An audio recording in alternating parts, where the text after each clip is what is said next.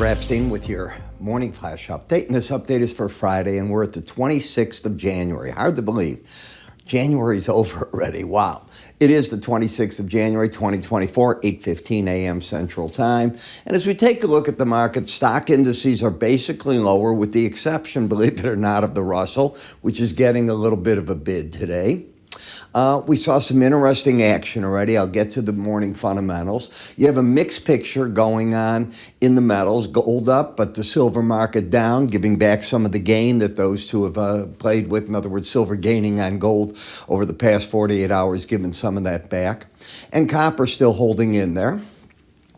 The dollar, after this morning's PCE number, and that's what we'll talk about in a second here, down 31 points, is a number of currencies are giving a bid to it, with the exception of the yen, which is basically unchanged. So we'll come back to the charts here. Let's go take a look at the day's data. So as we look at everything, we get the monthly personal income spending and PCE. It's one of the Fed's favorite set of numbers.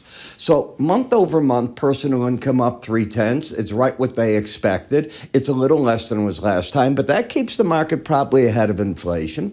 Personal consumption on fire, up 7 tenths. They were looking for it up 5 tenths, so it just keeps going. PCE price index. This is not core. This is just the general one. Month over month, up 2 tenths. It had been up 1/10 last time. The price index year over year, right where it had been a year before. But now we get to the core numbers, which is stripping out food, volatile energy, things of that nature.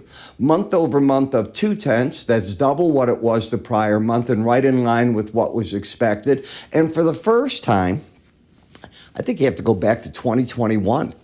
We get the core PCE under a 3 number. So it's still going in the direction the Fed wants. So the first thing I have to ask myself is, does this move the Fed? And my answer is a flat no. I'll show you in a minute what the markets think. The National Association of Realtors, we're going to get their pending home sales at 9 o'clock. So let's take a look if we could. Now I don't have the chart. I was hoping I could. I can't bring it up. I had the Fed Watch page up. Do you know what that is? That's when you look to see it's the CME Group Fed Watch page. Put in your browser, type it in, you'll be able to get this. It's free.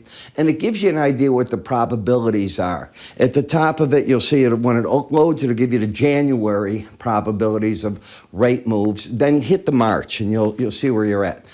It's now 50-50. You do realize at the beginning of this month, you were about a 75 to 80% probability that you were going to get rate cuts. Now it's 50-50 at this point. And the reason is that you got a lot of data yet to look at. Next week, we're going to get the JOLTS data, jobs that are out there.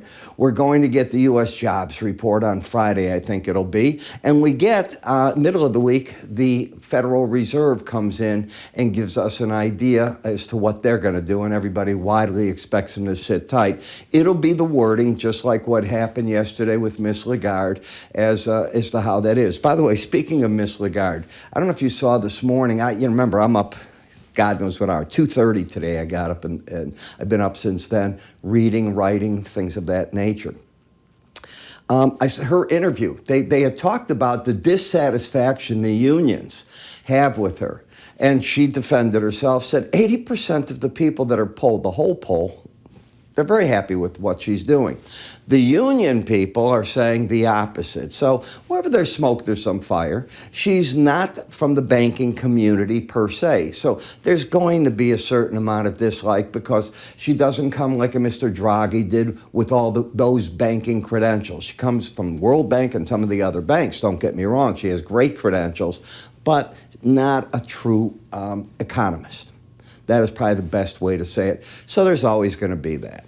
When we take a look at the energy markets, I understand that the U.S. has been asking China to talk to Iran to see if China can get anything done about the Houthis and what they are doing with this firing of ships and the cost that it's costing the whole world. China wins because China has had agreement there that their ships won't be attacked. And if you'll notice, there's no Chinese ships that are being attacked. Now, you would think, why would China help? That's the first thing that comes to my mind, because it benefits them not to.